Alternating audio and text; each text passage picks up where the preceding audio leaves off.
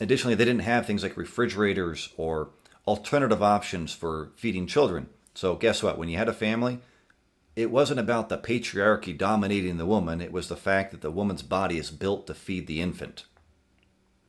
Welcome to Crafting Men. Today, I'm going to be reacting to a video from Hamza, another influencer that's advocating the embracing and acceptance and the use of masculinity to have the best version of our lives.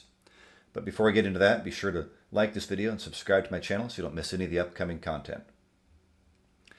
Now, I don't know Hamza directly or personally. I haven't been following him for a super long period of time, but from what I have seen of him, he's advocating the concept of the unity between men and women and how we're complementary, how we need to embrace the reality that men are masculine, that we value ourselves on the ability to produce and to realize results, and that's good. He talks about how we are, generally speaking, feminized in our modern societies and cultures to the point where masculinity itself is viewed as toxic and harmful.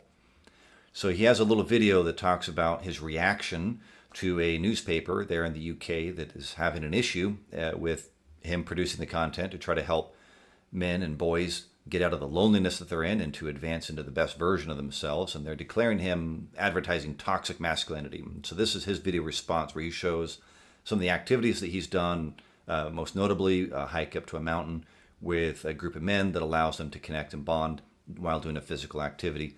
I think is a great example because, as I said in other videos and other discussions, we as men, it's weird if you sit down and talk. I hate this conversation. Find a safe room.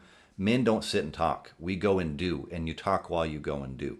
So if you want to dial in to what a man is thinking or feeling, go do something with him, produce something with him, and he'll open up about anything, because now he's not just talking about his feelings, he's going and he's producing and he's doing, and he can talk about what he's feeling while he's processing it physically with the production that's at hand.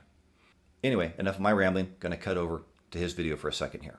I was alerted that one of the biggest newspapers in my country is gathering propaganda against us. The journalist said, and I quote, "Does your child watch videos by Hamza? Is it worrying you?" Looking to speak to parents who are concerned about their kids watching YouTubers who promote toxic masculinity. I think it's interesting, in one of his other videos on YouTube, he said that he thinks that there's this concept of a conspiracy out there, that people have an issue with men ever meeting together and doing something together. And here he is trying to get men to meet and do something together, and you have this journalist with an agenda that's out there. Oh, how dare they go out and do something? Those men, we don't have enough women in that group. So anyway, his response to them being toxic here. We are young men coming together to improve our lives so that we can become contributing members of society. Young men working to become fantastic father figures for their future children. I relate everything to the primal, ancient days. And back then, thousands of years ago, men gathered in tribes because they were stronger together. But now, under scrutiny and modern day loneliness, each man is segregated from his brother. This is a great point that he talks about, where he relates to the primal concept. And some of the other content that I'm producing and have already released, I talk about how we as men in society have struggled to know how to contribute, because in days of yore, our strength and our aggressiveness and our assertiveness was needed because it was survival. And it was something that you needed someone who is strong to be able to defend your homeland, to defend your crops, to plant and grow your crops, to cultivate the land and the animals. This is all extremely heavy with the labor-intensive efforts and required physical strength. Doesn't matter who you are. If you look at the average man and the average woman, the average man is much more stronger than her. Additionally, they didn't have things like refrigerators or alternative options for feeding children. So guess what? When you had a family, it wasn't about the patriarchy dominating the woman. It was the fact that the woman's body is built to feed the infant, so that they could have a home to survive in, they could have food. It wasn't this concept of men hate women. There are always going to be men that hate women. There are always going to be women that hate men. I don't know why we're obsessed in today's day and age with defining men on the bottom, the bottom feeders of the group, but yet we want to look at women as if they don't have any bottom feeders. It's just obtuse. We had men from all around the world come to this meetup, make friends, and conquer a masculine challenge together. Again, this is a great exercise for the men to do. It's physically engaging, which allows them to connect mentally and emotionally while they're doing it. I can't say this enough. I hate it when therapists and all these people that advocate for the concept of men's mental health, it's a bunch of crap because they want them to sit on a couch in this room that feels good to someone with the effeminate energy, but someone that is a more masculine based person who's competitive and wants to produce. Sitting still and talking about your feelings is about as alien as it gets. If you want to talk with a guy about what he thinks and about what he feels, we do. We talk about that all the time. But it's just not in the same circumstances that the women do.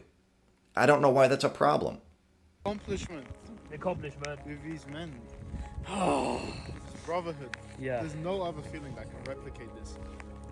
These are some great outtakes right here. I'm just going to pause with this when he talks about the brotherhood, and you'll see some great little points here about how they were able to connect overcoming a challenge together. When I was in the Marine Corps, one thing that we all realize is that we as Marines bond through the suffering that we have with our initial entry. Whether it be boot camp or officer candidate school, you suffer physically, mentally, and emotionally. And that suffering creates bonding. It allows us to draw together and to trust each other in that brotherhood.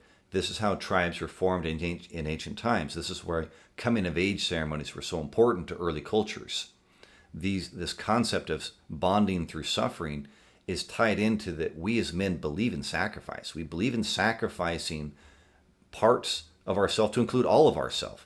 You know, when things like the Titanic sank, it was the women and children first, and only the weak men got on the rowboats. The strong, masculine men didn't, even if they were of old age. So who do you want to celebrate in our society? Do you want to celebrate the people, how dare they with the patriarchy? They said women and children first get to live. Man, they really hate women and children. It's backwards, it's obtuse, it's retarded at best. I feel accomplished. I feel proud of myself. I mean, it was incredible. It was beautiful, bro. It's sick, bro, but my brain's more tired than my body is just from the amount of deep conversations we were having. Majestic. Emotionally intimate. Had the best time, bro. That's all I can say. Being lonely is tough, I know. I've been lonely.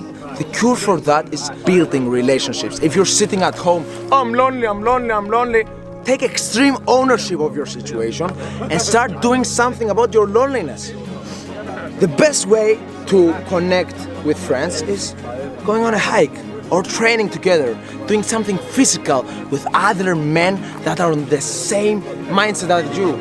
You will just create real brothers, and I believe, or not I believe, I know, without true brothers, you are nothing.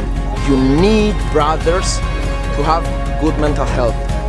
That's what I'm saying. So my reaction to this is a couple of things. First and foremost, I think he's doing a phenomenal job of identifying challenging physical activities that allows men to be in a circumstance, in a scenario where they're comfortable to talk about things that are deep inside us. Yeah, men have them too, of course. Duh, we're human. Hello.